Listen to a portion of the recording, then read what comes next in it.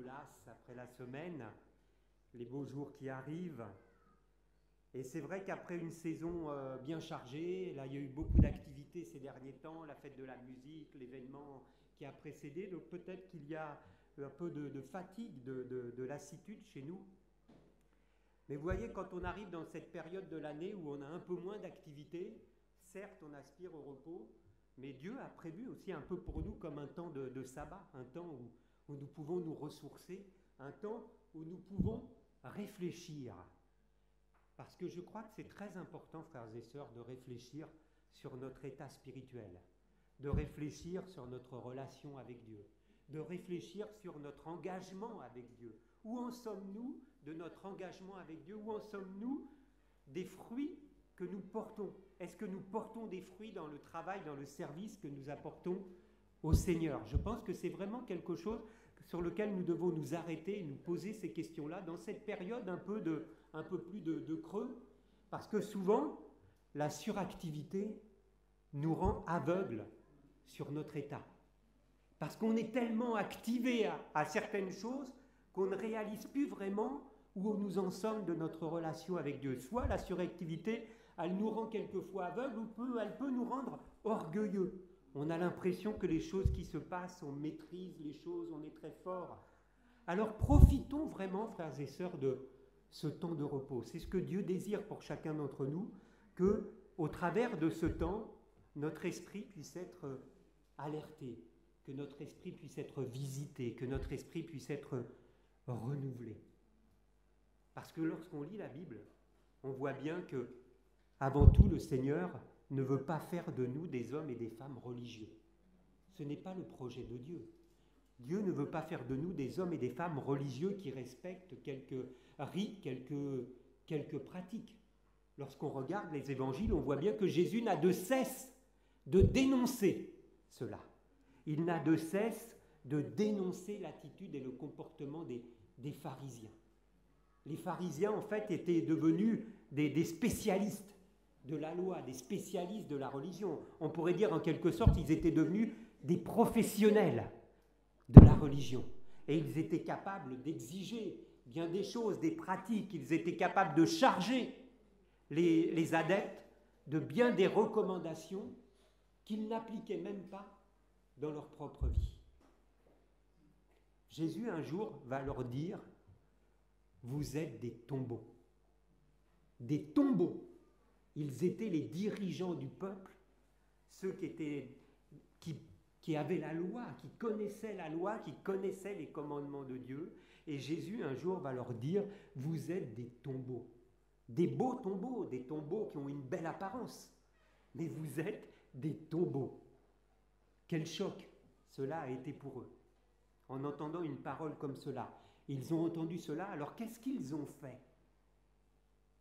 Ils se sont remis en cause. Ils ont réfléchi sur leur propre état. C'est ce qu'on voit sûrement dans la Bible. Pas du tout. Vous savez bien ce qui s'est passé. Au contraire, au travers de ce qu'ils ont entendu de la part de Jésus, ils se sont sentis agressés. Ils se sont sentis vexés. Et donc, à partir de là, ils ont cherché à tuer Jésus. Ils avaient entendu. Jésus était là pour les interpeller. Il était là pour les alerter. Mais ils n'avaient que faire de cela. Ils étaient dans leur monde, dans leur pratique, et ils sont passés à côté de cette main que Dieu leur tendait. Alors pour notre part, prenons garde à notre état. Parce que bien souvent, la réalité que nous vivons au quotidien n'est pas aussi belle que celle que nous proclamons lorsque nous sommes réunis. Des fois, il y a un écart, et des fois un écart sensible entre les deux. C'est vrai que nous respectons des règles, nous adoptons un programme de réunion, nous y participons. Et quelque part, cela nous rassure. Cela rassure notre conscience. Mais dans notre quotidien, dans le concret de notre vie, nous pouvons vivre bien quelquefois une autre réalité. Alors si cela est le cas, nous devons vraiment réfléchir et nous devons vraiment nous arrêter. Parce qu'il y a quelque chose à changer. Il y a quelque chose qui ne va plus. Si nous sommes dans cette situation, nous devons en tirer les conséquences. Lorsque Jésus les interpelle en leur disant qu'ils sont des tombeaux, il cherche à les faire réagir afin qu'ils aient un comportement différent. Lorsque le Seigneur attire notre attention, c'est pour que nous réagissions. C'est vrai que le rythme effréné de notre vie parisienne ne nous laisse pas beaucoup de temps à la réflexion, à l'analyse. Mais pour autant, nous ne pouvons pas subir toujours les mêmes revers. Nous ne pouvons pas subir toujours les mêmes échecs, les mêmes travers. Semaines et mois et années après année, nous devons en tirer des conséquences. Sinon, nous mettons notre vie en danger. Nous mettons en danger notre couple, nous mettons en danger notre maison. Lorsque nous voyons que nous sommes ainsi, nous devons réagir. Lorsque l'apôtre Jean reçoit la révélation, c'est ce que l'on a appelé dans notre Bible l'Apocalypse, l'ange lui dit d'écrire aux églises. Mais derrière les églises, il y a des hommes et des femmes comme nous, des hommes et des femmes qui se sont détournés, des hommes et des femmes qui se sont refroidis, des hommes et des femmes qui ont abandonné leur premier amour. Certains même, la Bible nous dit, sont nus alors qu'ils se croyaient riches. Et lorsque nous regardons toutes ces églises, donc des hommes et des femmes, des chrétiens comme nous, qui vivaient leur foi, le bilan n'est pas très beau. C'est vrai que nous pourrions mettre en avant telle ou telle activité, nous pourrions mettre en avant notre assiduité, nos offrandes. Mais la Bible, que vous connaissez, nous dit dans 1 Corinthiens chapitre 13, même si je parlais les langues des anges, quand bien même j'aurais le don de prophétie, quand même j'aurais la foi jusqu'à transporter des montagnes, quand bien même j'aurais distribué tous mes biens pour les pauvres, et nous n'en sommes pas là, nous ne pouvons pas forcément mettre toutes ces choses en avant pour notre part, quand bien même cela ne servirait à rien si je n'ai pas l'amour. Alors j'aimerais ce matin vraiment attirer notre attention à chacun d'entre nous. Cessons de nous bercer d'illusions et plaçons notre vie sur l'étalon de la parole de Dieu. Parce que nous avons la parole de Dieu. La parole de Dieu n'est pas là pour nous demander de nous activer. La volonté de Dieu n'est pas celle-là. La volonté de Dieu pour nos vies n'est pas de nous demander de nous activer. La volonté de Dieu pour nos vies est premièrement que nous changions. La volonté de Dieu est que nous changions d'attitude, que nous changions de comportement, que nous changions de nature, afin qu'il puisse agir en nous par le Saint-Esprit. Parce que si nous ne changeons pas, Dieu ne peut pas agir. Bien sûr, nous nous activons, bien sûr, nous pouvons faire des choses, mais ce n'est pas la volonté de Dieu. Dieu veut changer notre caractère, notre comportement. Et cette expérience est décrite dans les épîtres de Paul, et plus particulièrement dans ces lettres que Paul écrit aux Éphésiens et aux Colossiens. C'est cette expérience qui va nous conduire à une réelle nouvelle naissance. C'est cette expérience qui va faire de nous de vrais disciples. C'est cette expérience qui va nous amener à pouvoir manifester le fruit de l'esprit. Pas nos activités. Cette expérience qui est décrite dans la parole de Dieu et à laquelle Dieu nous demande de nous engager. Parce que pour manifester le fruit de l'esprit, ce n'est pas magique. Il ne faut pas croire que dans la prière, nous allons recevoir le fruit de l'esprit. Ce n'est pas magique. Le fruit de l'esprit est une grâce de Dieu. C'est une véritable grâce que Dieu a prévue pour nos vies. C'est en quelque sorte l'aboutissement du salut. C'est là où Dieu veut nous emmener. Mais pour le vivre, il va falloir passer par des étapes. Et la première de ces étapes, qui est décrite dans les épîtres, dans les lettres de Paul, c'est qu'il nous est dit qu'en Christ, nous avons été enseignés à nous dépouiller. Nous avons été enseignés à nous dépouiller, c'est-à-dire à se débarrasser, se dépouiller, se débarrasser. Se débarrasser de quoi? Dans ce texte, il nous est dit de se débarrasser du vieil homme, de votre ancienne manière de vivre, de cette nature humaine qui nous pousse au mal. C'est une réalité. Notre nature humaine nous pousse au mal. Ce sont les œuvres de la chair qui sont décrites dans la lettre aux Galates que nous connaissons bien. Toute cette liste qui est bien triste, mais qui est notre nature, qui sont nos propres réactions. Naturellement, c'est vers cela que nous sommes poussés. Parce que oui, naturellement, mais nous sommes méchants. Naturellement, nous sommes orgueilleux, individualistes. Nous sommes orgueilleux, voleurs. C'est la Bible qui nous le dit. La Bible nous dit même, le cœur de l'homme est tortueux, il est méchant. C'est la parole de Dieu. Et c'est pour cela que la parole de Dieu nous enseigne à renoncer à ces choses. Elle nous enseigne de renoncer, de nous dépouiller, de renoncer à ces attitudes qui nous empêchent de vivre une vie nouvelle, la vie nouvelle en Christ. C'est ce à quoi le Seigneur nous appelle. Dans sa lettre aux Éphésiens, Paul cite 4 attitudes. 4 attitudes qui sont ancrées en nous. 4 attitudes que nous connaissons bien les uns et les autres.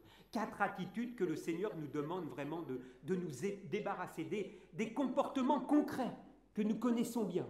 Et c'est cela que Dieu veut changer en nous. C'est cela qui a le plus d'importance. Non pas ce que nous faisons dans l'Église, mais que nous puissions renoncer à ces comportements. De quoi s'agit-il? Le premier de ces comportements, c'est de renoncer au mensonge. Combien de fois? Nous pourrions dire, je ne suis pas concerné. Ah bon? Vous n'êtes pas concerné? Tiens donc. Combien de fois sommes-nous à utiliser, combien de fois nous sommes amenés à utiliser la vérité comme cela nous semble bon, comme cela nous arrange? Nous arrangeons, nous nous servons des événements comme cela nous arrange. Que ce soit les enfants avec leurs parents, que ce soit les maris avec leurs épouses, et inversement, que ce soit dans les relations professionnelles, que ce soit les jeunes avec leurs enseignants. Combien de fois nous utilisons la vérité comme cela nous arrange? Mais comment pouvons-nous croire que le Saint-Esprit va nous guider, que Dieu va nous bénir, si nous faisons des entorses à la vérité comme cela nous arrange? Comment pouvons-nous croire cela? Renoncer au mensonge. Le Seigneur n'aime pas le mensonge. Dieu sait ce que nous faisons. Dieu connaît nos cœurs. Il voit nos vies. Nous ne pouvons pas jouer avec le Seigneur au travers de cela. Le deuxième point que Paul nous dit, rappelez-vous bien, nous sommes là dans cette affirmation que nous devons nous dépouiller, abandonner ces choses pour pouvoir véritablement vivre la vie en Christ qui est préparée pour chacun d'entre nous. Renoncer au mensonge. Le deuxième point qui est cité nous dit « Ne vous mettez pas en colère ». C'est ainsi. L'être humain, par nature, il est colérique. Il est susceptible. L'être humain, il est violent. C'est comme cela. Cela peut même des fois aller très très loin dans les relations que nous pouvons avoir, des fois dans les couples, les enfants entre eux, entre frères et sœurs. Des fois, les choses peuvent prendre des proportions qui sont importantes. Or, la colère, c'est véritablement une folie qui est attachée au cœur de l'homme. C'est une folie quand nous voyons les dégâts que nous pouvons provoquer par la colère et dans quelle situation nous sommes amenés à placer les relations que nous avons à cause de cette colère. C'est plus fort que nous. Alors nous devons prendre conscience que la colère n'est pas bonne. Dans ce passage, dans ces épîtres de Paul, Paul nous dit que toute colère disparaisse du milieu de vous. Et par-dessus tout, nous dit-il, que le soleil ne se couche pas sur votre colère. Parce que c'est encore pire. Si nous finissons la journée sans nous être réconciliés, ça veut dire que des racines d'amertume sont en train de se placer dans notre cœur, dans nos pensées. Et des choses qui vont gâcher notre relation avec Dieu. Des choses qui vont vraiment perturber nos relations avec les autres, mais également avec le Seigneur. Parce que forcément, ces choses seront là placées en nous. Et Dieu le sait. Dieu sait qu'il y a quelque chose que nous ne lui avons pas remis. Le troisième point qui est cité nous dit « Ne volez plus ». Et oui, il y a bien des façons de voler. Il y a bien des façons de tricher. Parce que derrière voler, ce n'est pas forcément aller voler quelque chose dans le magasin. Mais derrière tout cela, on pourrait mettre voler, tricher, magouiller. C'est un sport national en France de magouiller. On fait tout ce qu'on peut pour tirer un arrangement de la situation que nous vivons. Il n'y a pas que le vol à l'étalage ou la grande délinquance. Nous sommes si facilement tentés de déroger à la règle, de s'accorder des passe-droits, de jouer avec les règles. C'est comme ça, dans le cœur humain, il y a une tentation du gain malhonnête. Mais la volonté de Dieu n'est jamais dans cette direction. Dans ce texte, il nous est dit, la parole de Dieu nous invite au contraire à travailler et à gagner nos ressources de nos propres mains. Le quatrième point qui est cité par Paul ici nous dit « Cessez de parler mal. Qu'aucune parole mauvaise ne sorte de votre bouche, mais que plutôt ce soit des paroles qui édifient. » Le texte un peu plus loin nous dit qu'on n'entende parmi vous ni paroles grossières, ni propos insensés ou équivoques. Et oui, là encore, c'est l'apôtre Jacques qui en parle longuement dans son épître, avec ce petit membre-là que nous avons là, qui s'appelle la langue. Combien nous pouvons faire de mal, même en étant au Seigneur, hein? Combien nous pouvons faire de mal avec ce petit membre, combien nous pouvons faire de dégâts. Certains utilisent la calomnie, la médisance, d'autres cherchent à se moquer, à humilier par la langue, par la parole. Et après, avec cette même bouche, avec cette même langue, nous allons venir louer le Seigneur et bénir le Seigneur. Soyons sérieux. Comment pouvons-nous duper le Seigneur si nous agissons comme cela? Prenons garde aux propos que nous tenons. Parce que toutes ces choses nous empêchent vraiment d'être bénis. Toutes ces choses nous empêchent vraiment de vivre ce que le Seigneur a prévu pour nous. Le Seigneur nous appelle à être des lumières dans ce monde, hein, à être des lumières, à être la lumière, le sel de ce monde, le sel de la terre, et non pas à avoir le même comportement que toutes ces personnes qui nous entourent. La volonté de Dieu est premièrement que nous puissions nous dépouiller, nous débarrasser de ces comportements, de ces attitudes. Là, dans ce texte, Paul nous dit « Faites mourir ce qui est terrestre en vous. Faites mourir ces choses, ne le tolérez pas. Bien sûr que nous ne sommes pas parfaits, qu'il y a des choses qui vont nous échapper, mais que nous ne tolérions pas cela, que nous ne nous habituions pas à cela, que nous ne puissions pas nous habituer à la colère, que nous ne puissions pas nous habituer à parler mal, que nous puissions ne pas nous habituer à mentir, parce que ne vous attendez pas à ce que Dieu va nous bénir. Ce n'est pas possible. Dieu connaît nos cœurs. Nous pouvons nous tromper les uns les autres, mais nous ne pouvons pas tromper le Seigneur. Et le Saint-Esprit qui est en nous va être attristé. Comment pourrait-il agir librement en nous en voyant ces attitudes? Alors la première étape, c'est donc de se dépouiller, de se débarrasser. La deuxième étape qui nous est citée ici, c'est qu'en Christ, nous avons été instruits à être renouvelés. Parce que ces choses que nous devons abandonner, bien sûr, il faut les remplacer par autre chose. Cet état d'esprit, ce caractère, ces mauvais traits de caractère, ces mauvaises attitudes, il faut les remplacer par autre chose.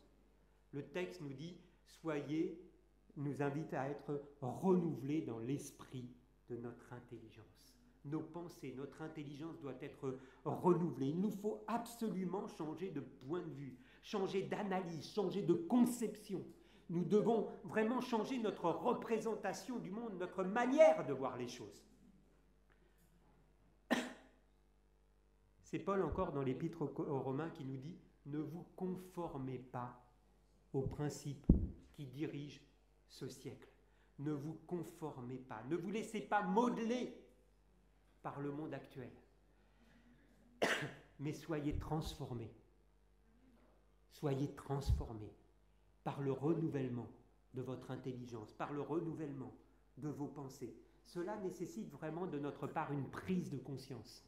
Et cela nécessite bien entendu un enseignement de la volonté de Dieu pour nos vies.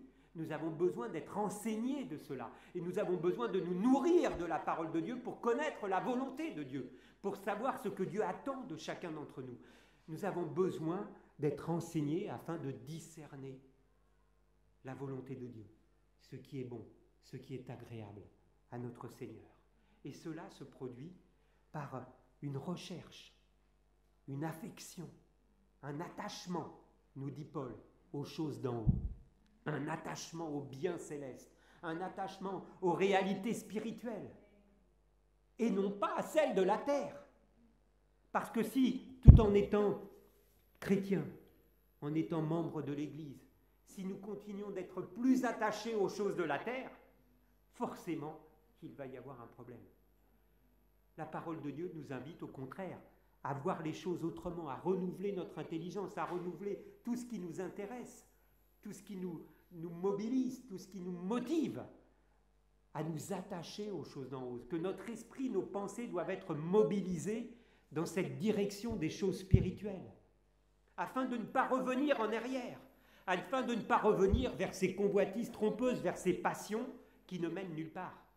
Parce qu'autrement, si nous ne faisons pas cela, mais nous risquons d'accepter Christ, tout en continuant d'agir avec les mêmes comportements que nous avions auparavant. Si nous ne prenons pas garde à cela, nous ne sommes pas meilleurs que les autres. Si notre esprit n'est pas renouvelé, si nos pensées ne sont pas mobilisées dans ce qui concerne le service de Dieu, les œuvres de Dieu, la volonté de Dieu, et bien forcément nous allons être attirés par toutes ces choses qui nous entourent autour de nous. Et nous risquons de retrouver les mêmes comportements que nous avions avant. Nous risquons d'être aspirés. Nous risquons d'être aspirés par ces choses, par l'esprit ambiant, et de retrouver nos travers, de retrouver ces traits de caractère que nous avions auparavant lorsque nous sommes repentis sincèrement devant le Seigneur. Que nous puissions ne pas revenir en arrière, parce que la volonté de Dieu n'est pas cela. Alors dans ces lettres, Paul nous donne des conseils pour ne pas revenir en arrière. Il nous dit, entretenez-vous, encouragez-vous par des psaumes, par des cantiques spirituels.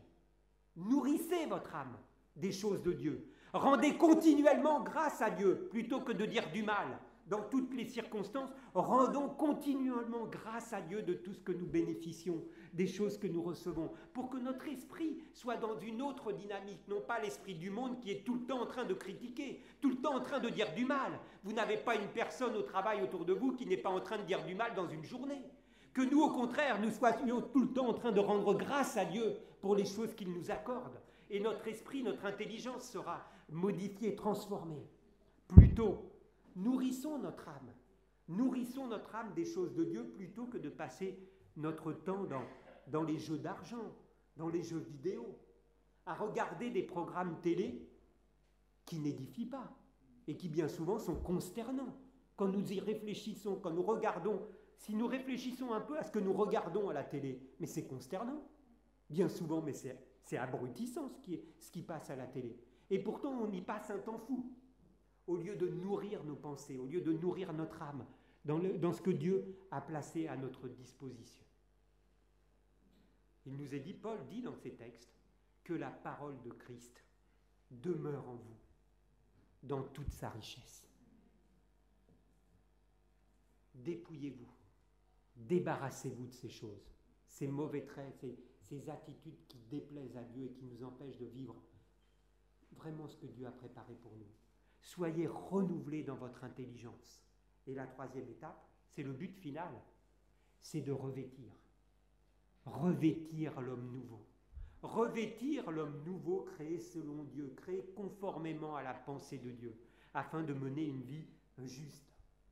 Dans le texte aux Colossiens, Paul dit « Ayant revêtu l'homme nouveau, qui se renouvelle selon le modèle de son Créateur, pour être à l'image de son Créateur. » Oui, frères et sœurs, c'est à cela que nous sommes appelés. Là où naturellement nous aurions dit du mal, bénissez, prononcez une parole édifiante. Là où naturellement nous nous serions mis en colère, soumettez-vous à l'autre. Restons dans la paix. Cherchons à plaire à notre Seigneur. Cherchons à imiter notre Seigneur. C'est ce que Paul nous dit dans ce texte. Devenez les imitateurs de Dieu, comme des enfants bien-aimés. Marchez dans l'amour, à l'exemple de Christ qui nous a aimés et qui s'est livré lui-même pour nous. Imitons notre Seigneur. C'est en étant habités de cette volonté que Dieu va agir en nous. si nous sommes habités de ce désir de plaire au Seigneur, d'avoir cette attitude qu'il nous demande, alors Dieu va agir par le Saint-Esprit. Mais il ne peut pas agir si nous continuons de faire comme les autres. Mais si nous avons ce désir, alors Dieu va agir par le Saint-Esprit. Il va nous transformer, il va développer en nous le fruit de l'Esprit. Ce n'est pas surnaturel. Ça ne peut pas arriver sans effort de notre part. D'ailleurs, toujours dans ce texte, Paul nous dit « revêtez-vous ». C'est une action, un verbe d'action. Revêtez-vous, il est parlé de nous, c'est à nous de nous revêtir. Revêtez-vous de quoi ? De sentiments de compassion, de bonté, d'humilité, de douceur, de patience. Supportez-vous les uns les autres, pardonnez-vous réciproquement. Ce sont toutes les caractéristiques du fruit de l'esprit. Mais il nous est demandé de nous, de les manifester. Il nous est demandé à nous de nous engager dans cette direction, de nous revêtir de ces caractéristiques. Et c'est seulement si nous nous en revêtons que Dieu va agir en nous. Revêtez-vous de l'amour, qui est le lien de la perfection, et que la paix de Christ règne dans vos cœurs. C'est cette détermination que nous devons avoir, cette volonté. Et cette détermination, cette volonté, nous devons le manifester quand ? Eh bien, dans toutes nos relations. Parce que le texte continue, si vous vous rappelez de ce texte, Éphésiens, Colossiens, ben juste après, il va dire « Femmes, agissez ainsi, Marie, agissez ainsi, enfants, agissez ainsi, serviteurs ou travailleurs, patrons, il y en a pour tout le monde. » Ça veut dire que toute cette détermination, cette volonté, nous devons le manifester dans nos relations quotidiennes. Chacun d'entre nous, nous sommes concernés dans toutes nos relations. Nous sommes invités à marcher comme des enfants de lumière. Car le fruit de la lumière consiste en toutes sortes de bonté, de justice, de vérité. Rendez-vous, serviteurs les uns des autres. Nous avons donc un choix. Nous sommes placés devant un choix. Soit d'écouter notre nature humaine, ce qui nous pousse naturellement à faire comme les autres. Nous avons ce choix. Soit d'écouter notre nature humaine, soit d'écouter, d'obéir aux instructions et aux conseils du Saint-Esprit. C'est un combat permanent. Un combat permanent que nous aurons jusqu'à la fin de notre vie. C'est un combat permanent. Il y a un véritable conflit d'intérêts entre les deux, parce que les deux s'opposent l'un à l'autre. Mais si nous décidons de clouer, de crucifier notre nature humaine, comme il nous est dit dans l'Épître aux Galates, si nous décidons de crucifier cette nature humaine en s'en remettant à une nouvelle source de vie, à cette nouvelle source d'inspiration, en revêtant l'homme nouveau, alors le Saint-Esprit va produire en nous ce fruit. Il va produire en nous ce fruit. L'enjeu est de taille. C'est pas juste comme ça. L'enjeu est de taille. De cela dépend l'efficacité de notre service. De cela dépend le fait que notre vie soit réussie ou pas. De cela va dépendre cela. C'est à nous de choisir. Alors j'aimerais vraiment vous poser la question ce matin. Est-ce que nous voulons vraiment changer ? Est-ce que véritablement c'est quelque chose que nous avons à cœur ? Est-ce que c'est quelque chose pour lequel nous sommes déterminés ? Parce que la Bible nous dit « celui qui aura plongé les regards dans la loi parfaite ». C'est un peu ce que nous faisons ce matin. Nous regardons la parole de Dieu, nous regardons les conseils de Dieu pour notre vie et nous pouvons continuer de le faire chacun d'entre nous à la maison.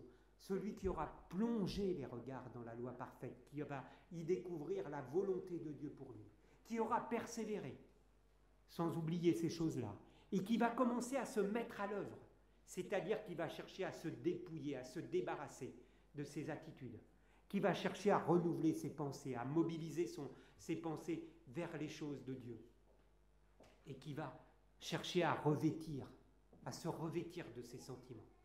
Eh bien, la Bible nous dit, cet homme sera heureux dans son activité. Est-ce que cela nous le voulons ? Est-ce que cela nous le voulons vraiment ? Voulons-nous vraiment changer ? Parce que c'est la question que Dieu nous pose ce matin. Est-ce que nous voulons vraiment changer comme le Seigneur nous le demande ? Parce que c'est cela que Dieu nous demande. Ce n'est pas de nous activer de toutes sortes dans l'Église, même si c'est une bonne chose. Mais Dieu voit bien au-delà de cela. Dieu, il voit notre vie, notre quotidien, nos relations. Et il veut que dans nos relations, nous soyons heureux. Il veut que nous ayons une attitude, un comportement qui lui soit agréable. Et pour pouvoir lui être agréable, ce n'est pas simplement d'avoir des activités dans l'Église, c'est d'avoir ce comportement. C'est d'avoir cette détermination, c'est de suivre ce cheminement vers lequel, ce cheminement qui va nous permettre d'être de véritables disciples. C'est ce que Dieu veut vraiment pour chacun d'entre nous. Alors, je place cela sur votre cœur, que pendant ce temps-là, peut-être, où les activités vont être plus réduites, que nous puissions réfléchir à ces choses-là. Réfléchissons chacun pour notre part. Où en sommes-nous? Est-ce que je suis dans cette démarche? Où j'en suis de cette démarche? Parce que si je suis à côté de cela, alors il faut vraiment réagir. Parce que ça serait bête de passer tout son temps à l'église et de passer à côté de cela. Que le Seigneur nous bénisse. Seigneur, je veux te rendre grâce pour ta parole. Je te prie, mon Dieu, de bénir ces instants, de bénir nos cœurs. Parce que devant cette parole, Seigneur, nous sommes tous égaux. Nous sommes tous devant toi, nus et découverts, Seigneur. Tu connais nos pensées, tu connais nos attitudes, tu connais les choses cachées. Et nous voulons nous placer devant toi, te demander ta grâce, te demander pardon pour toutes ces erreurs, pour tous ces comportements qui ne te sont pas agréables. Et te demander, Seigneur, par ta grâce, visite nos cœurs, visite nos esprits afin que nous puissions nous engager dans cette démarche, que nous puissions vraiment nous attacher à nous nourrir de ta parole, à passer du temps avec toi, à chercher à te plaire, Seigneur. Je te prie pour chacun d'entre nous, Seigneur, au nom de Jésus. Amen.